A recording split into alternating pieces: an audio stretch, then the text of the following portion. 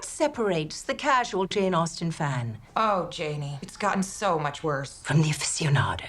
The number of times she's read Austen's novels, or her consuming love for Mr. Darcy? We've been seeing you in so many varied roles, so this is something quite different.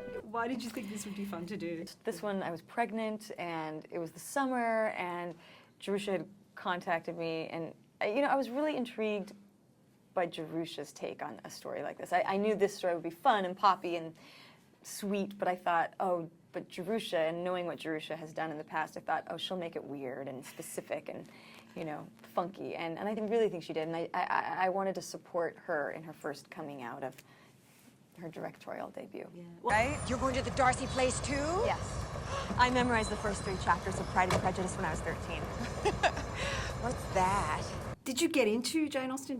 Have you read it? Were you a fan of it? I certainly wasn't the type of fan that our character is, but I can definitely understand what's funny about someone being so obsessed and paying to go to a place like this. I mean, the idea of a place like this is sort of great. That these ladies would pay to be romanced by actors pretending to be this, and then to have a big dance and to be asked to marry them. And it's so embarrassing and good. Anyway, if you need anything, just call me. I'm right down the hall.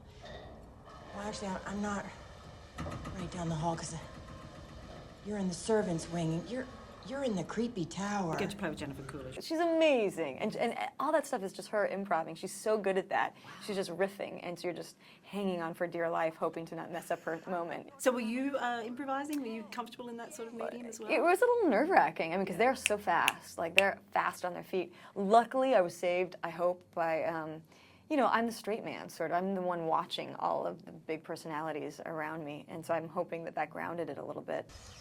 I am single because apparently the only good men are fictional. So tell me about this incredible collaboration between the two of you to make this movie. It was it's such a natural thing the way it can be. At first, it didn't really feel like a serious thing because we were like girlfriends kind of getting together. We had like a little weekend where we got together and just hashed through everything. And the author of the novel, Shannon Hale, was a big part of. She knew me, and then she knew Jerusha, and she kind of brought us together. And for a long time, it was just like 3 girls in a dream. A lot of giggling about like cute British boys and breeches. I'm unapologetically. I mean, it is a girl movie. It's what it is. You can't claim it's. Yeah, boys are gonna like it, but it's a movie for women, and they love it. So I feel like there's a lot of, female viewpoints that doesn't get a chance to speak.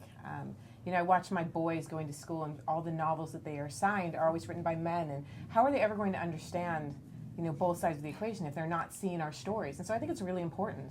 and it was already very, constructed in the novel. So you just were able to add comedy to an already really well written story. Well, and it's not entirely about Austen fans. I mean, everybody has a fandom, boys and girls. There's some world that they would love to go role play in. Comic-Con. And so Comic-Con is a great example. So this is just one of those fandoms kind of taken to the ultimate level. But I think everyone can identify with that because we'd all like to go to our version of our favorite theme park.